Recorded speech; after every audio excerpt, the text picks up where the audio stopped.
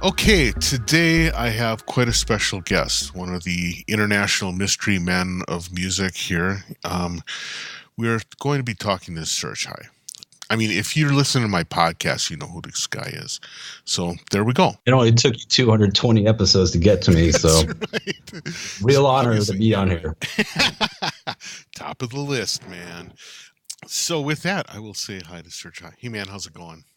Good, man. I'm just joking, by the way. I'm going to give you a hard time. Well, that's good. I need a hard time. So for people who aren't familiar with you, first of all, shame on them. But secondly, why don't you give us a quick rundown of how you at least like to posit your existence? I've never been asked that, so I'm very uncomfortable with this question. I don't know how people know me. I don't know how I should project myself. So I generally don't. I just do things. And that includes releasing music, hosting events, and just working. And that's basically it. I don't define myself other than that. I just do things, you know? Sure. That's cool, but it also seems to like fly in the face of like modern society. I mean, how can you be a human and not want to take selfies and like, you know, post your buttocks on Instagram for everyone to understand? Oh, those are different accounts. Okay. There's one that you have to pay for. Ah, there you go. I exist on a social media platform. I might not respond to anything, but you know, I'm putting things out there for sure of the things I'm doing, the people I'm with. It's a look inside of my daily life for sure. For people who just sort of like do a quick internet surf, what they'll see first off is that you are involved in the Trash Audio Collective. That's one of the things that just like pops right up to the top of Google land. Why don't you talk a little bit about what Trash Audio is about? Right. It's kind of been dormant because we actually are busy. So Trash Audio started with Justin McGrath and I, and we were both in Chicago, and we kind of just started interviewing friends about their studios, and we called it workspace and environment. And we were just interested to see how, you know, the ergonomics and the workflow of our immediate friends, how they worked. From that, we recruited Richard Devine, who's just been an old friend. And then from that, we recruited Alessandro Cortini, who's an old friend now, too. And then our last member, Mo Espinoza, was just added, I don't know, a couple years ago, just because we hang out with this fucking guy all the time. And it's just like, dude, we're just going to add you to the site and, you know, nothing's going to change. You're not going to get emails or anything. It's just now you're known as a fucking asshole with the rest of us. So congratulations. And then we started doing events. And these events started at Justin's place in downtown Chicago, where it was just like his studio and then a few people coming in. And then someone brought a bukla. This was when buklas were unobtainable. Like we didn't even know where to get them. Funny story. Like the modular scene didn't really exist. At that point, it was only Dofer and Analog Systems. And we had these events. And then as the events were happening, all these manufacturers started popping up and we kept inviting them. We could house all the manufacturers that were new, that were not Dofer because he's from Germany, and that were not Analog Systems. And it started out kind of with Harvest Man, Tip Top Audio, and Make Noise, like right up front, and then Livewire. And then it just expanded to a point where we're just like, we cannot have all these people because it's just too much. And that was like 6-7 years into it. Yeah. And now it's just like, Jesus Christ, you look at the list, it's probably over 60 or something like that. I know all those dudes on a personal level. I don't know what they're making anymore. And I don't know what's going on really in their world. You know, if I travel to their city, I say, what's up? I go in their house, I eat their food, I sleep on their couch. We don't really talk about gear that much anymore. You know, it's like these people have become our family. And, right. Yeah.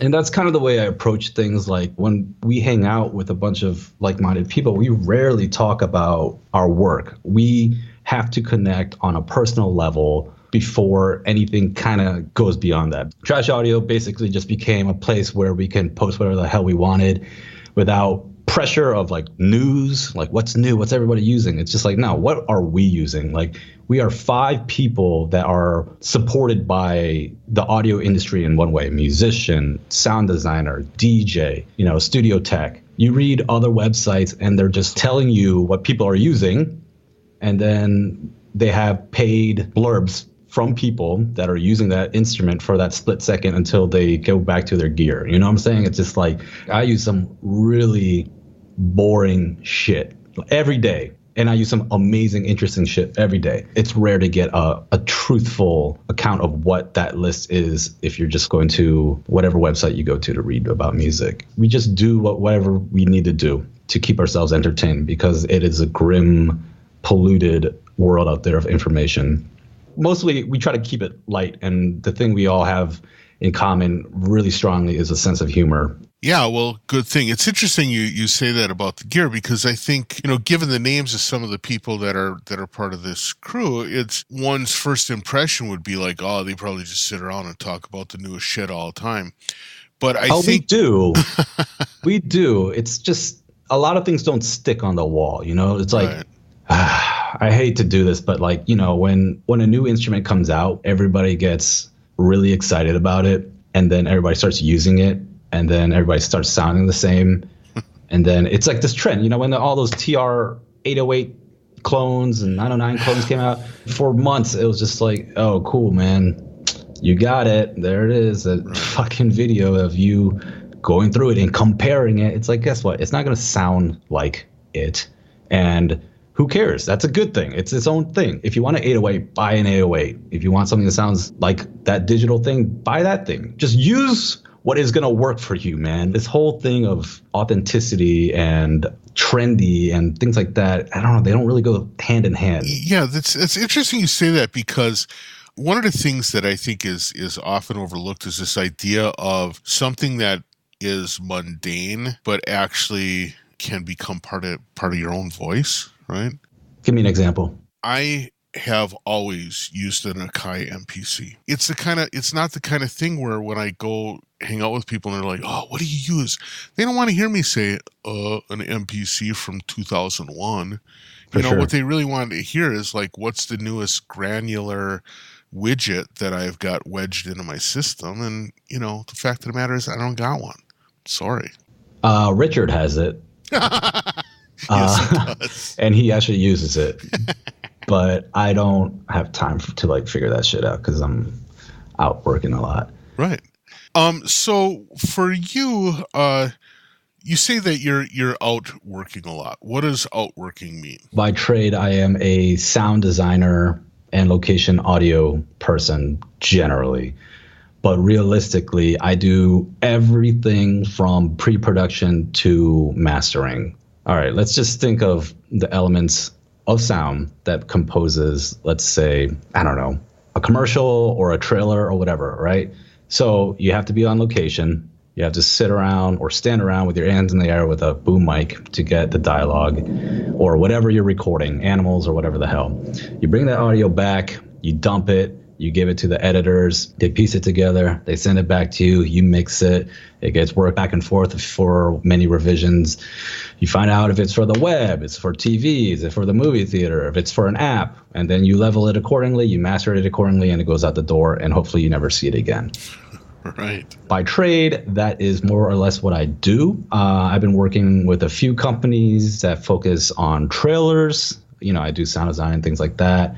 Generally speaking, I am either on location or I'm in like a studio or I'm just in front of a computer. So that's my job. Now, one of the things that I find is that people, whether it's on the technical side or on the creative side or whatever, people who have jobs that involve working on sound, it ends up sort of like curing them of wanting to do it creatively or artistically as well. It's almost like if you have to use a hoe all day, the last thing you want to do is come home and do gardening. For sure. And I think if you look at the studios people have in their homes versus the studios they work in, you're going to notice a contrast. That's why I have a modular at home, because you don't want to click all day and shit. And I want to get away from menus, and I want to get away from just intricate programming and just plug things in and get stuff going immediately. Whereas, at work, I'm just working on this one file, cleaning it up on Isotope and just trying to make it sound like the other file. It's like you're working either, I mean, you're always working creatively, but you're either working towards a goal that you didn't set or one that you did set. And you have to have a creative solution for both. But one of them, obviously, you care more about, or you'll like do some experimentation because, you know, if you're working for someone, you're going to be like, okay, this works and this has worked, so I'm going to do that. When you're by yourself, it's just whatever works, whatever I feel like, whatever I want. So I guess that's a control element. But, you know, the high-powered CEO is getting dominated by a dominatrix. And then, you know, the quiet sub dude is like going home and destroying something. Right. You kind of have the counterpart. You know, you got to get the full spectrum because people are not one-dimensional. Right. No, I got a chance to see you perform at the 2017 Black Noise thing. Oh, sorry. We don't do refunds, man. I'm sorry. You're going to have to get through another channel if you want your money back. No, but it was really interesting. And actually when we started our conversation, I just assumed you were one of the LA dudes, right? I didn't realize that you were based out of Sure. I just made the assumption that you were there, especially since as part of your performance, you did this amazing like video piece in the background. I mean, that Black Noise, what we try to do is incorporate a lot of visuals. So everybody had visuals, you know, different types for different personalities and different types of music. You know, I'm trying to evoke an emotion or draw them in with like a story or gain their attention in an emotional level rather than just this shit is awesome. You know, I want a little more than hear a sound, see a visual. I set out to do that by shooting a video and working with two artists that I really admire visually, Simona Norek, who I'm saying her name wrong, and Rachel Palmer, who helped with visuals. You know, I wanted to engage people more than just like, okay, this sounds good and this looks good. I wanted people to kind of feel something. Well, it was a shocking, to me, it was sort of like a shocking thing. I was not expecting that, and I was just mesmerized by it. I mean, first of all, it was beautiful.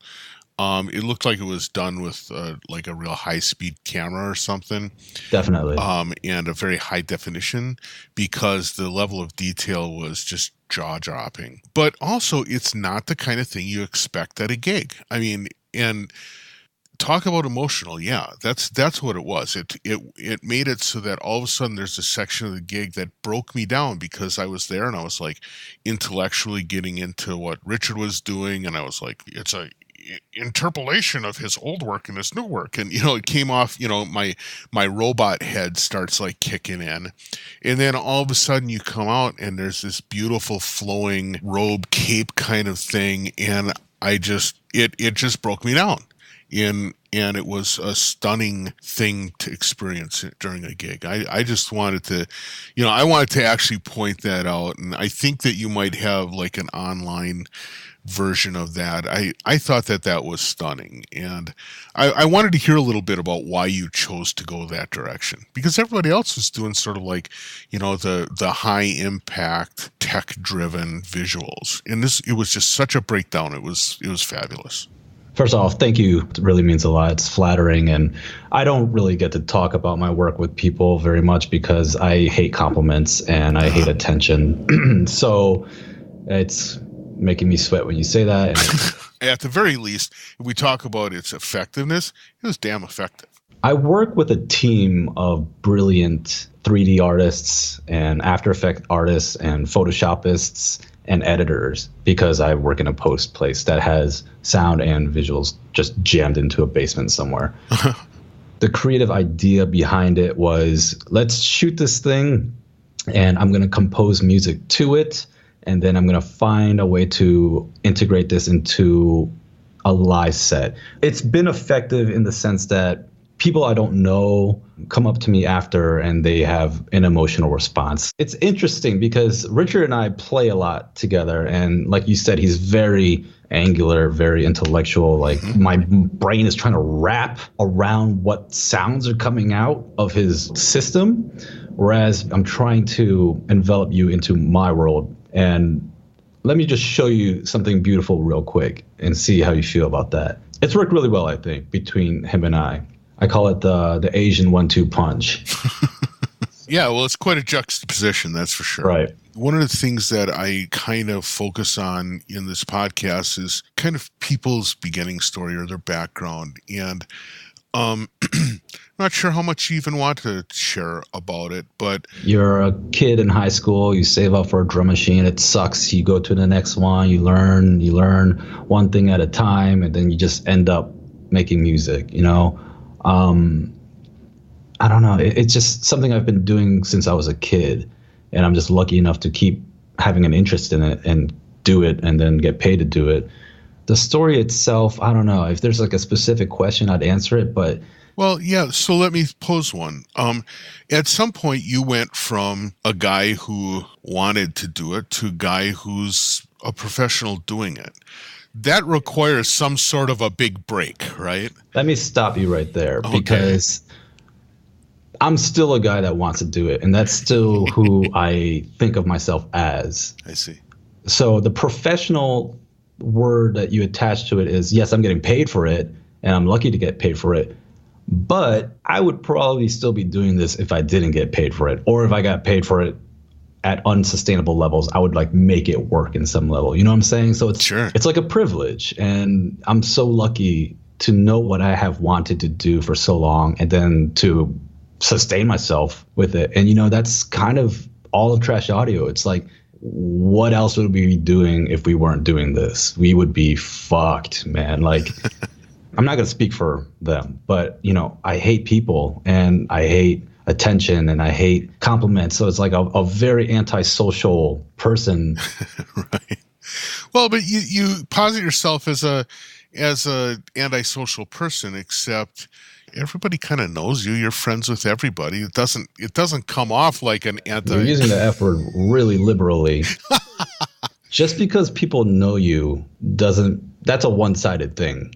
No, but they don't invite you to their house, share food, or give you a place to stay. I actually really cherish my relationships with people, but, you know, it's not like I like everybody. Yeah, or I get along with everybody, and that's fine. You know, like the other guys in Trash Audio have a way higher tolerance and patience for people, and Richard is just like the best. You know, like he's a people person. Yeah. Oh, dude, like if I'm walking around with him and someone wants to come talk to me, I'm like, here is a more famous Asian person you can talk to, and I just fucking back away, bail, and just find some coffee or something. You know.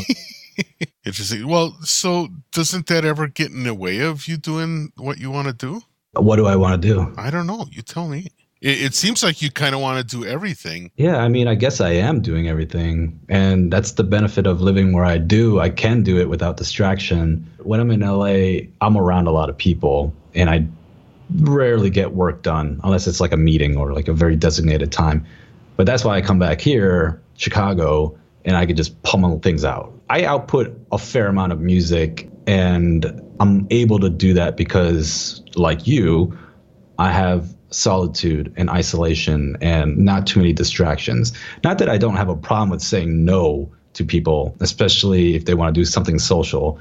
Like, I use the word antisocial not because I avoid people and I'm like introvert. I actually have a lot of antisocial tendencies, and like I'm confrontational, and I'm not a good person in a crowd. I'm good like with small groups, but in a crowd, I will either shut down or just get like hostile because I don't like group mentality. Yeah, that's another podcast. But no, it's actually not, because you hit on something that makes my teeth hurt because it's so familiar. But I've never really been able to talk to anybody about it because it hasn't made sense. Because there's like, how is it possible that I can desire to perform for people and not want to be around them? Sure. Or not want to be part of the crowd? Why is it that even when I go to a gig, and as much as I enjoyed the Black Noise gig, it was also sort of like by the end of it, I had enough of being around other people. And then all of a sudden I start worrying about like, oh, look how everybody's like slavishly pointing their noses towards the stage and stuff. I start like building up this like set to defeat my ability to enjoy even being there. For sure. Like if you go to those shows, you're going to find me 99% of the time at the merch place, because that is the one place people do not like to go to because I'm trying to take your money. I'm either there. That's a great strategy, actually. Yeah, man. Yeah, I'm either back there setting up, helping someone else set up, whatever. I don't like going to places where I don't have a role. When I'm with like-minded people that are going after what they want to do, that have taken risks, that have pursued a calling, yeah, I get down with that. I'll come over. Let's talk. Right. But if it's like, God damn, first off, I don't drink. So that is another big thing, like I'm not going to meet you at a bar. Right. My problem is I don't find purpose in a lot of things, and also like small talk. So that's like a big thing with big groups too that I don't like. And I like to engage. I like asking questions. I like knowing who I'm talking to. I like finding the background and seeing if I could be helpful. But in a big setting, it's just like, hey man, how's it going? How are XYZ? All right, cool. Great food. Nah, Jesus Christ, fucking kill me. I swear, man, there are a lot of people that struggle with this kind of thing, and it's not a struggle if all the people you hang out with are like this. I don't know. It's just like the next time you're in a group, right? And they all decide to do something and you don't want to do it. Are you going to do it? Or are you going to be like, I'm breaking off? And I think a lot of people go through their lives just doing it. Right. Me, I'm more than happy to break off. Like time alone to me is time well spent. It's interesting because, I have done a lot of these interviews and I've never really talked to anybody about this side, right? You got to know who you are and you got to know what you want to do. And I think it reflects the music in the end, or anything you do. Tony from Make Noise. It was either Tony or Kelly. We were walking in Asheville. They said, Surachai, your body language is really intimidating. I'm like, what are you talking about? I'm literally just walking, just like, dude, it's just really severe. And I remember that. I'm like, what does that mean? You know what? I'm going to embrace that because a lot of the things I do is severe. The commitment is there. The things I do are very black and white. Some people might have the idea that I have things figured out, but I don't. It's just things I need to do my way. One of the things I get about all the things that you've talked about over the course of this whole discussion is like this mind-bending level of commitment that you put into things. It seems like when you talk about the things that you've done, in every case, it's been at a level of commitment that most people would just not put into something. I don't know. I can't talk for what other people consider commitment or not. So I don't know. I don't know if I can agree with that. Well, but I wonder if that's what you're hearing when you're hearing what you consider shitty music is. I don't know. I think people just need to be more blunt and honest and just take a risk, because a lot of the things I'm hearing, it's like an echo chamber. You just keep hearing it until it dies out, and then it's gone. And then what's the next thing? Yeah. All right, that thing makes that sound. Let's just fucking pound it out until everybody's sick of hearing it. Then it's gone. But do you think that some of that might be just because people abandon it too quickly? I mean, the TB303, it had to be misused, but it also had to be, people had to stick with that. People had to hear that, be excited by it, and then stick with it for long enough for the genre to exist. I mean, in a way, we're in such a disposable economy with some of this kind of stuff that it doesn't get an opportunity to develop into anything. I think you have a really valid point there. It's just like, cool, these instruments exist. They're just these finite ideas in a box. And then it's just, all right, well, how much commitment do you want to put into this? How much do you want to try to break this thing? How much do you want to get your voice out from this thing rather than its voice out from the box, Right. And I think that is more valid than what I'm saying. Is just like the new thing comes out, people just use it, and then it's gone. I think it's people don't use it enough, maybe. Again, getting back to sort of like your level of commitment to stuff. And one of the things that I always find disconcerting is the sense that some of this instrumentation or some of the use of these things, it just isn't even around long enough to get facility with it, let alone virtuosity, right? Now, is it just like foolish of me to think that virtuosity should even be a thing? I don't know. I mean, in some cases, certainly I see people who've become virtuosos in software. Now, maybe that just means being a really great operator of a thing. I don't know. Right. But It depends on the definition that you're trying to yeah, I guess it use. does. But I mean, you sound like a person who kind of focuses on like at least mastery of the stuff that you work with. Sure. I mean, like a lot of my albums are kind of focused around a central piece of gear. Like, for instance, Ritual was used completely with the Schweiman S1 MK2. Mm-hmm. And Instinct and Memory had a big focus on compressors, primarily the L1 microcompressor. And it's every single album I have, it's got an accompanying post on it on Trash Audio. Right. I have no secrets. And I say that in a way to encourage people to do what I'm doing so I don't have to do it anymore and I can move on to the next thing. It's just to further advance, sound. I'm going to speak generally here, but I think a very, very positive trait in an artist or anyone who's doing anything creative is obsessiveness. Because very rarely, I would say, things get found out on a surface, superficial level. If you're dealing with something with 30 knobs that all interplay with each other, yeah, you could probably get some interesting places not knowing what you're doing.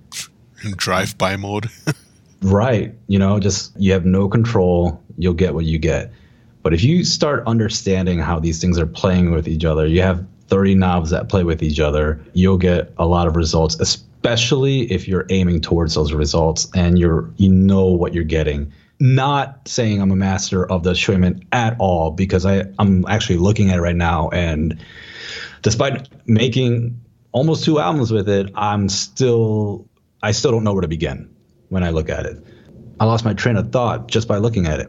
That's how enamored and like confused I am. Engrossing it is, yeah. Yeah, but like if I needed to conjure something up from it, bass line, hi-hats, whatever is missing or whatever needs to be added, I know how to get there. And if you just have surface level understanding of it, you can get there, but I think very rarely are you going to be able to get your personality to speak. Yeah. In that getting there. You know what I'm saying? Like people can get where they need to get, but very rarely are you getting a spin on it, or you're getting a voice out of it, or you're getting a characteristic or a personality out of it. And that's where I think obsessiveness is very important, because if you don't have that trait, you're just going to be twiddling shit and happy with what you get. Right. You know what I'm saying? Opposed to like really digging in and just being fucking pissed that you're not getting where you need to be and like really grinding. And, it doesn't have to be like that for every fucking thing you have. Trust me. Like there's things I use pretty simply, like compressors, you know what you're getting with that. But like sound sources and things like that, you kind of got to dig into. While you were talking about that, one of the things that made me realize is that I have like an allergy sometimes to things that sound too pretty, except then not. Why is it sometimes do I find it disgusting or not enjoyable, and other times it draws me right in? Is it an identical sound? It can be, yeah. I mean, it's man, that's totally where you are then in life. Yeah, well, it's like it's like, a sequenced SH-101 blip, right?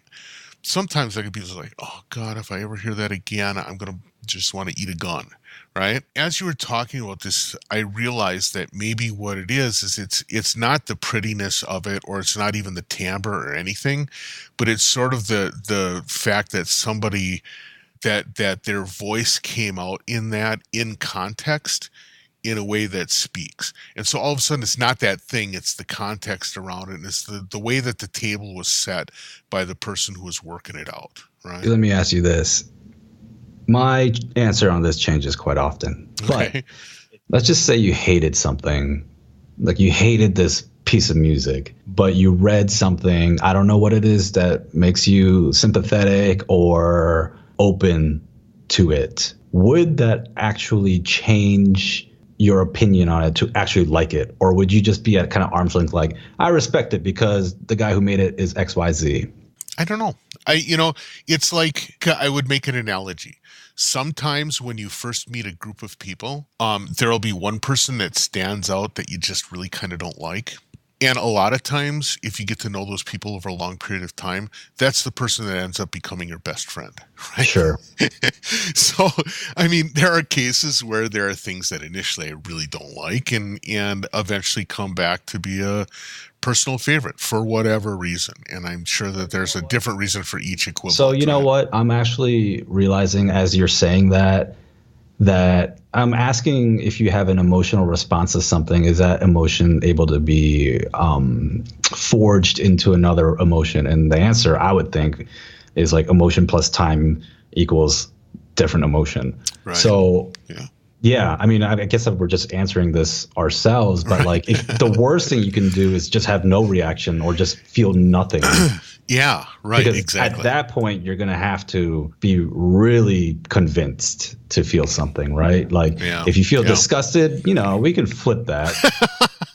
If you love something, we can work on that too. Right. If you feel nothing, nothing, you're in trouble. Yeah, indeed. Good point. All right. So thanks so much for taking the time. I mean, we were kind of like shooting all over the map. It was really interesting and a little intimidating in a way because we were talking. Tell me how. Well, just here's one of the things I would say is you don't follow the typical script. Most times when I have an interview with somebody and I start talking about them, people don't have an opportunity to talk about themselves enough, and so they enjoy the opportunity to do so. You seem to actively not enjoy that opportunity. Yeah, you are correct. Well, hey, thanks for the time, but I am going to make a point of like cornering you in person sometime. I won't touch you, but we will continue our discussion for sure. You act like I wouldn't like that. Well, I don't know. As long as you're not with like 50 people, I'm good, man. We could go do whatever you need to do. All right, man. All right. Well, we'll talk again soon. All right. See ya.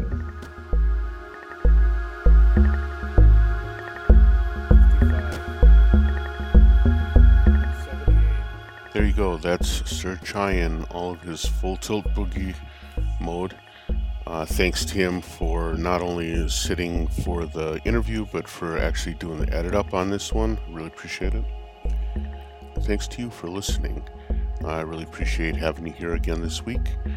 If you could do me a favor, run over to Facebook to the Art Music Technology page, or if you get this through iTunes, go to the iTunes page and just give it a like or a thumbs up or whatever the hell they want. Just to make sure that we end up bubbling up to the surface on searches occasionally. That'll really help the podcast out a lot and introduce this to a few more people. Thanks so much, and we will catch you next time around. Bye.